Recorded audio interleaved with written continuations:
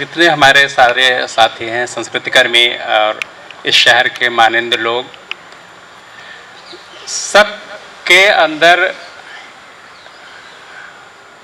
यह जरूर शिनाख्त कर रहे हैं सब के सब कि यह जो समय है ये काफ़ी चुनौतियों भरा है, बहुत ही घना अंधेरा है।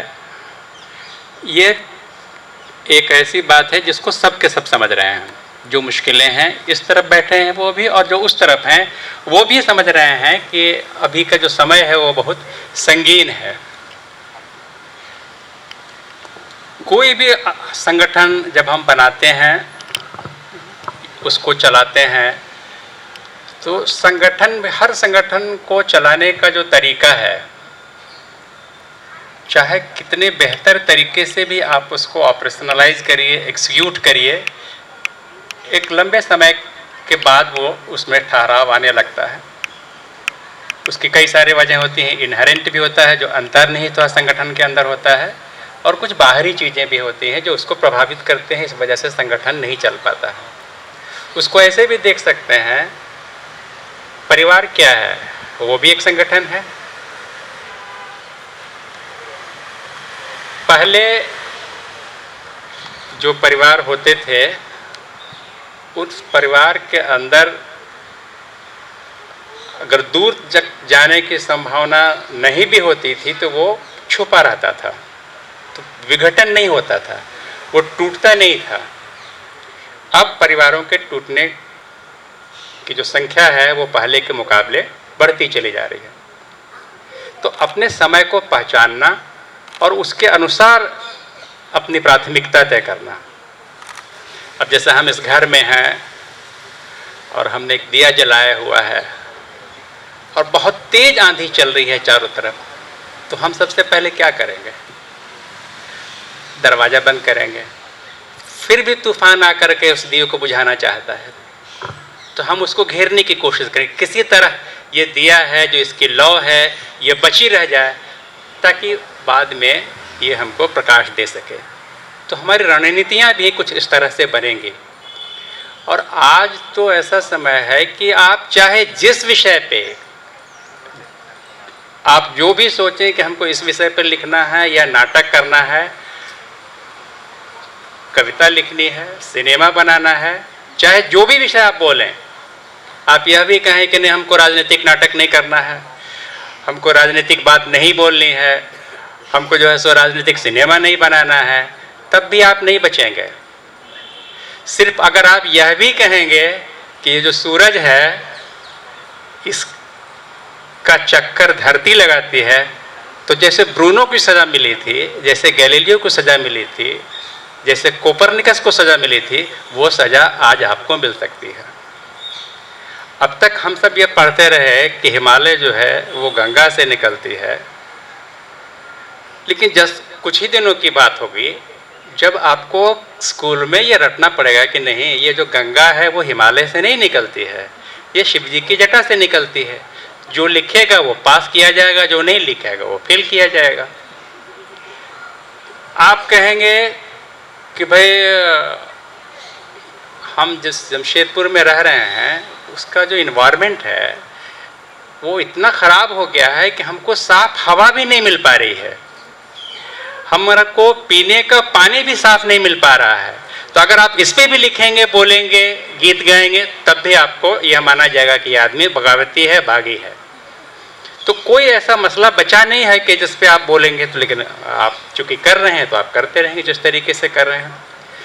सबकी क्षमता अलग अलग होती है काम करने की, सबकी ताकत अलग है, हर व्यक्ति अलग अलग किस्म को। तो सबसे आप एक तरह की अपेक्षा नहीं रख सकते हैं कि आपने कॉल दिया और 10 बजे से निकल करके सारे लोग आकर के वहाँ चले आए और फिर जो मशाल है या जुलूस है या सेमिनार है वो, ऐसा कभी नहीं होगा, ना कभी हुआ है ना आगे भी होगा।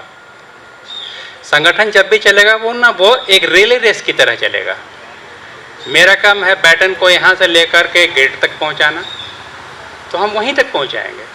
गेट से आगे का काम शेखर जी का है कि वहाँ से लेकर के आगे चौक तक जाएंगे, तो वो बैटन लेके वहाँ तक जाएंगे। अगर आप इस तरीके से करेंगे और संगठन को हम चलाएंगे तो वो कुछ एक निश्चित दूरी तक जा सकता है। और जैसा पहले के वक्त में भी मैंने कहा था कि अपना मन बड़ा करना चाहिए किसी भी संगठन को। जो भी इस दुनिया को बेहतर करना चाहता है, बदलना चाहता है, समाज को बेहतर करना चाहता है, उसको अपना मन बड़ा करना होगा। ये कोई ज़रूरी नहीं है कि जो इब्तिदा करेगा, अगर सांप्रदायिकता के खिलाफ कोई आवाज़ लगा रहा है तो सब लोग उसके पीछे गोल बंधे, कोई ज़रूरी नहीं है। जब पूरा मुल्क आज़ादी के जश्न मना रहा था तो नोआखोली के दंगे में गांधी अकेले अपनी ताकत पे जा करके एक ऐसे जगह पे जहां वो बिल्कुल अकेले थे, सिर्फ अपने अनशन से, अपने उपवास से उस दंगे को रोक देते हैं। वो साहस चाहिए हमको अपने अंदर कि हम ऐसे दुस्साहसी हो सकें। भगत सिंह को यह मालूम था कि जो वो काम कर रहे हैं उसका नतीजा क्या होगा। उनके पास भी बचने के रास्ते थे, माफ़ी मांगने के रास्ते थे। इंडिपेंडेंस मूवमेंट में कई सारे ऐसे लोग हुए हैं जो माफ़ी मांग करके, अंग्रेज़ों को दलाली करके बाहर निकले, पेंशन लेते रहे। लेकिन जिनको जो करना है उनको अपना रास्ता मालूम है, तो अपनी सीमाओं का ध्यान रखते हुए अपनी बात आगे पहुंचाने का काम करते रहना पड़ेगा। और जब समय बदल रहा हो तो समय के साथ साथ तकनीक, नई चीज़ें आती रहती हैं, चाहे गांव हो या शहर हो, दोनों बराबरी के स्तर पर उस तकनीक का उपयोग कर रहा होता है। जैसे अगर हम शहर में गर्मी में हवा के लिए पंखा चलाते हैं तो अगर जिस गांव तक बिजली पहुंच चुकी है वो भी पंखा ही चलाता है। हमारी शहर हो या गांव, कई सारी ऐसी ज़रूरतें हैं बुनियादी जो हमारे लिए एक जैसी हैं। तो हम ऐसे मुद्दों की शिनाख्त कर सकते हैं कि हम कहाँ हैं, वो सबसे बड़ा हॉटेस्ट मुद्दा क्या है कि जिस पे हम लिखें, बोलें, गाएं, नाटक करें। जो शहर का मुद्दा है उसको अगर हम गांव तक ले जाकर जाएंगे, वहाँ अगर करेंगे तो उनको नहीं समझ में आएगा। जो गांव की चीज़ें हैं उसको अगर हम शहर मिला करके करेंगे नहीं समझ में आएगी, कनेक्ट नहीं फील करेगा लोग। कनेक्ट फील करने के लिए क्या चाहिए, वो एक इशू चाहिए जो कॉमन हो। कनेक्ट करने के लिए क्या चाहिए कि आप उसकी ज़बान में, जिस भाषा में वो समझता है, आसानी से बोलता है, उसमें बात करें, उसमें लिखें, उसमें गाएं। अगर जमशेदपुर के आसपास संताली बहुल गांव है, हो बहुल गांव है, वहाँ संताली ही बोली जा रही है, वहाँ हो बोला जा रहा है, तो हम उनके नायकों की बात करें। हम क्यों नहीं हमारे जो कल्चरल कैलेंडर है हमारा, वहाँ रघुनाथ मुर्मू की जयंती मनाएं? हम क्यों नहीं लको बोदरा की जयंती मनाएं? हम उनको बताएं कि भाई ये कौन लोग थे, शहर के लोग भी जाने। गांव में जब जाएं तो उनको भी हम बताएं कि भाई ये जो आप जो कुछ देख रहे हैं, इसको बनाने में, बचाने में जितना रोल बिरसा मुंडा का रहा होगा, जितना रोल सिद्धू मुर्मू, कानू मुर्मू का रहा होगा, जितना रोल बुद्धू भगत का रहा होगा, जितना रोल रामदयाल मुंडा, बीपी केसरी, इस ऐसे लोगों का था, उतना ही रोल हजारा सिंह का भी था, उतना ही रोल केदार दास का भी था, उतना ही रोल महात्मा गांधी का भी है, उतना ही रोल भगत सिंह का भी है। गांव में जाएं तो हम ये बताएं, ये जो सांस्कृतिक संगठन चलाने वाले लोग हैं ये उनकी जवाबदेही है। हम शहर में हैं, इसी शहर के अंदर भिन्न भिन्न भाषाओं के लोग हैं, हम उनके लिए क्या कार्यक्रम करते हैं, उनके मुद्दों को उनकी भाषा में हम क्या बता पाते हैं। हमको अगर भोजपुरी साथियों के बीच में, उस जमात के बीच में काम करना, आप हिंदी में काम करेंगे उनको नहीं समझ में आएगा। भोजपुरी भाषियों के बीच में आप विद्यापति का गीत सुनाएंगे उनको नहीं समझ में आएगा। आप वहाँ भिखारी ठाकुर की बात करेंगे, उनका नाटक की बात करेंगे, उनके गीतों की बात करेंगे, उनको समझ में आएगा। उनको बताएंगे कि भाई आप जो बोल रहे हैं, आप ही के भाषा के इतने बड़े बड़े पुरखे हुए हैं जो जिस समय में कोई सोच नहीं सकता, तब वो दहेज के खिलाफ बेटियों को बचाने की बात कर गया करते थे। तो ये जो संस्कृति कर्मी है उनको तय करना पड़ेगा कि उनके बीच में कैसे जाना है। आप बंगाली भाषियों के बीच में जाते हैं, अगर उनके लिए आप नजरुल गीति का काम करते हैं तो ये बताना नजरुल के बारे में सिर्फ बंगाली भाषियों को नहीं है, आप जो दूसरे भाषा के लोग उनके बारे में बताइए, उनको बताइए कि थे कौन नजरुल। जितने आप जैसे बता रहे थे, आप कबीर के बारे में बात करें, आप रहीम के बारे में बात करें, जितनी ज़्यादा बात करेंगे उनके बारे में, जो हमारा साझा इतिहास है, जो हमारी साझी संस्कृति है, उनके बारे में बात करेंगे, तब जा करके हम कहीं दूर तक जा सकते हैं। मुझसे पूछेगा कि आज इफ्ता का सबसे बड़ा एजेंडा क्या हो जाना चाहिए? अपना एजेंडा साफ साफ यह है कि जो भी व्यक्ति, जो भी संस्था, जो भी संस्थान नफरत के खिलाफ आगे आना चाहता है, अब वो हमारा साथी है। चाहे जिस दल में रहे वो, चाहे जिस संगठन में रहे, अगर वो नफरत के खिलाफ है तो उसका इफ्ता करना, इफ्ता उसके पीछे भी चलेगा, इफ्ता उसको साथ लेके चलेगा, उसमें हमको कोई गुरेज नहीं है उसके साथ मोर्चा बनाने में। तो इतना बड़ा मन बना करके रखेंगे, चलेंगे, और अपने मुद्दों की पहचान, शहर के मुद्दों की पहचान, मोहल्ले के मुद्दों की पहचान, वो पहचान करके लोगों के बीच में जाएंगे तो निश्चित तौर पे जो संगठन है, जो उसकी भूमिका है, वो आगे बढ़े। और संगठन क्या है? नदी के प्रवाह की तरह है। हर जगह प्रवाह तेज नहीं होता है, कहीं धीमा होगा, कहीं तेज होगा, कहीं बिल्कुल ठहरा हुआ लगेगा। कोई भी जो साथी हो उसको ये कोशिश करनी चाहिए कि वो प्रवाह बना रहे। आप हमेशा एक ऐसी पीढ़ी बनाते रहें, अपने पीछे के लोगों को प्रशिक्षित करते रहें, ट्रेन करते रहें कि वो आपको रिप्लेस करे, आपकी जगह वो आए, वो अपनी पीढ़ी के लोगों को ले आए।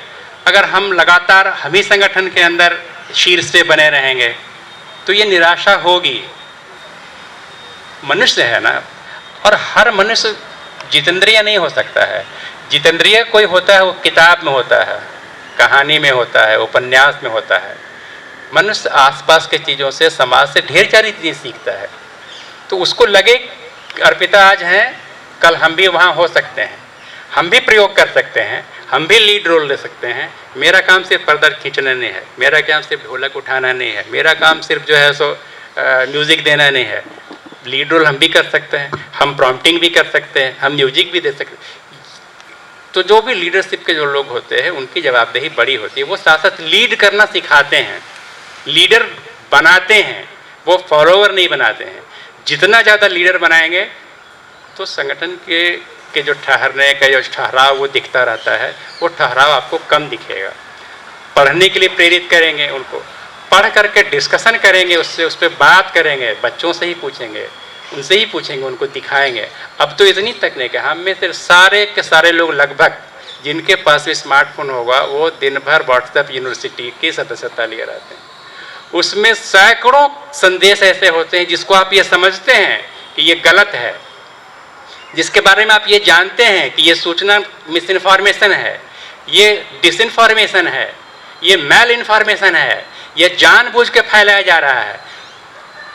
या तो आप जैसे हम जैसे लोग हैं, ज़्यादातर लोग चुप रहते हैं। आपके ग्रुप में आपको भेज दिया, आपका फैमिली का ग्रुप है उसमें भेज दिया, वहाँ भी आप चुप रहते हैं। आपके मोहल्ले का ग्रुप होता है वहाँ भी आप चुप रहते हैं। तुरंत काटना पड़ेगा, तुरंत चेक करना पड़ेगा। अगर आप डायरेक्ट क्षमता रखते हैं तो डायरेक्ट सीधे लिखना चाहिए कि भाई जो आप भेज रहे हैं ये गलत है। और अगर इस तरह से आप भेजेंगे ये गलत सूचना, तो भाई आपके खिलाफ कानूनी कार्रवाई हो सकती है और हम इसको आगे बढ़ा देंगे। ये अगर सीन क्रिएट करेंगे तो आप देखिए कि आप जिस भी ग्रुप में हो उसमें जो मिस इन्फॉर्मेशन है उसकी संख्या कम होती जाएगी धीरे धीरे। आप रिएक्ट करना पड़ेगा, आपको चेक करना पड़ेगा। जितना ज़्यादा चेक करेंगे तो लोग समझेंगे नहीं भाई सक्रिय है, वो बोल सकता है। अभी क्या है, अभी भय का माहौल है, पूरी तरह से भय का माहौल है। चाहे वो नौकरी करने वाला हो, चाहे नहीं नौकरी करने वाला हो, हम में से ज़्यादातर लोग सारे सब के सब सर्विलांस में हैं। जो भी अगर यह सोचे कि उसकी प्राइवेसी आज सुरक्षित है, बिल्कुल सुरक्षित नहीं है। जैसे ही स्मार्टफोन आपके पास में आएगा आप सर्विलांस पे चले गए। आप दफ्तर से निकलेंगे तो, आप घर में घुसेंगे तो, आप डिमना चौक पे जाएंगे तो, आप मानगो चौक पे जाएंगे, आपका हर मूवमेंट रिकॉर्ड हो रहा है। तो इस गलतफहमी में कोई भी ना रहे, सोशल एक्टिविस्ट हो या साथी कोई भी, कि आप पे नज़र सरकार की या उस ताकत की नज़र नहीं है और आप बच जाएंगे। जो भी मौजूदा स्थिति के बारे में टीका टिप्पणी करेगा उसको चिन्हित किया जाएगा, जिसके बारे में शेखर जी कह रहे थे। और उससे बचना नामुमकिन है, यह असंभव है यह उससे बच पाना। लेकिन हम फिर इतिहास उलट के देखेंगे कि भी जब जब दुनिया में जहाँ जहाँ ऐसी स्थितियां आई थी, बहुत सारे देश हैं ऐसे, इससे विभक्त स्थिति थी, वहां लोग कैसे रिएक्ट किए, वहां लोग कैसे जवाब दे रहे हैं? क्या अब भी जवाब दे रहे हैं जैसे कल जवाब देते थे? उनका जवाब देने का क्या तरीका है? वो तरीका क्या हम सीख सकते हैं? हम उस तरीके से आगे बढ़ सकते हैं। और यह एक सामूहिक कार्रवाई होगी, कोई व्यक्तिगत नहीं हो सकती, एक आदमी का नहीं हो सकता। इस सबको मिल के सोचना पड़ेगा, सबको मिल के तय करना पड़ेगा, तभी आप आगे जा सकते हैं। धन्यवाद।